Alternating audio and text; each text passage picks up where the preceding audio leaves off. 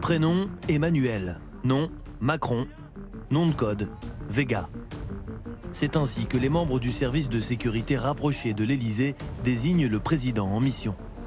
Ces officiers d'élite suivent et protègent le chef de l'État 24 heures sur 24. Ils font partie du GSPR, le groupement de sécurité de la présidence de la République. Mais hier, ont-ils été pris de court? Allez, venez là. Le président de la République a pris une décision, je dirais, spontanée. Il ouvre la portière, il descend de voiture en courant.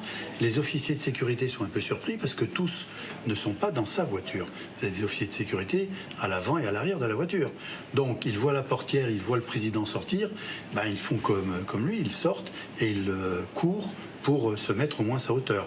Mais Macron a, un peu comme dans une course d'athlétisme, un petit temps d'avance par rapport à ses officiers qui finalement le rattrapent. Juste après la gifle, les officiers du GSPR isolent immédiatement Emmanuel Macron et maîtrisent le fauteur de troubles.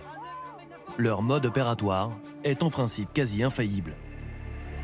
Lorsque le président va au contact comme hier, le GSPR adopte la position dite du triangle. 3 officiers armés en position serrée autour du chef de l'État pour ne laisser aucun angle mort. En amont, d'autres membres de la sécurité se mélangent à la foule pour faire du renseignement. On les appelle les éléments précurseurs. On doit sonder la foule avant un bain de foule. Si la foule est hostile, pas hostile. Dans ce cas, encore une fois, sur l'image qu'on voit, apparemment, le bain de foule est improvisé. Donc, effectivement, si on n'a pas le temps de sonder un petit peu la foule, savoir les intentions et le type d'accueil qu'on aura, c'est l'effet surprise qui prédomine.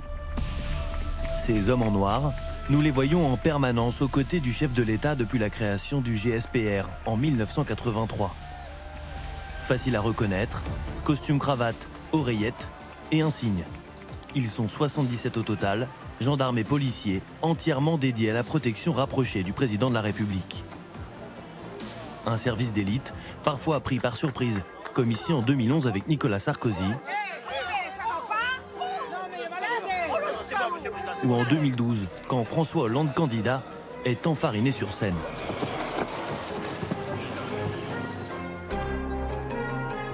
Gaspard Ganzer, ancien conseiller du président socialiste, se souvient des sorties de François Hollande au contact des Français, toujours risquées. Le dernier salon de l'agriculture dans lequel François Hollande s'est rendu, donc en février 2017, sauf erreur de ma part, il y avait à l'époque une grande colère des producteurs de lait et on s'était fait cracher dessus, lui, nous tous d'ailleurs, tous ceux qui étions par une meute de producteurs de lait en colère.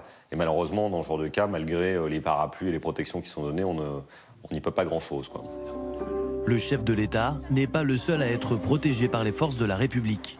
130 personnes environ sont sous la protection du SDLP et de ses 1200 policiers.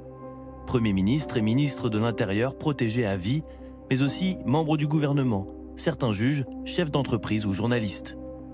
C'est le cas de Zineb El Razoui, ancienne pub de Charlie Hebdo, régulièrement menacée de mort. Elle vit sous protection policière continue depuis les attentats de 2015.